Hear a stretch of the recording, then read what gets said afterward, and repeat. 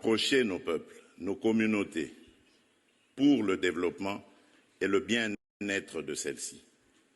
À aucun moment, je n'ai affiché une attitude belliqueuse, quelle qu'elle soit, à l'égard du Rwanda ou de l'Ouganda ou d'un autre de nos 9 voisins.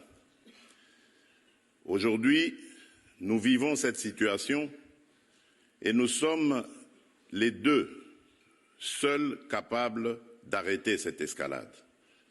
Je le dis en prenant à témoin le président João Lourenço, notre président actuellement de l'Union africaine, dont je rends d'ailleurs un hommage particulier pour son implication dans cette crise et qui, comme vous le savez, était à quelques encablures de la régler définitivement. Mais malheureusement, sans aucune raison, en tout cas je n'en ai jamais entendu jusqu'à ce jour, vous avez boycotté cette cérémonie alors que nous étions à 98% déjà de recouvrer une paix durable. Mais il n'est pas trop tard pour bien faire. Et c'est pour ça que je prends à témoin ce forum et à travers lui le monde entier pour vous tendre la main, Monsieur le Président, à ce que nous fassions la paix des braves. Et cela demande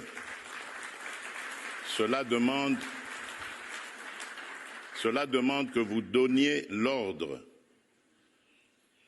aux troupes du M23 qui sont soutenues par votre pays d'arrêter cette escalade qui a fait suffisamment de morts comme ça. Nous les comptons par millions depuis des années. L'histoire nous jugera. Il est temps d'arrêter et de nous tourner vers la paix et le développement.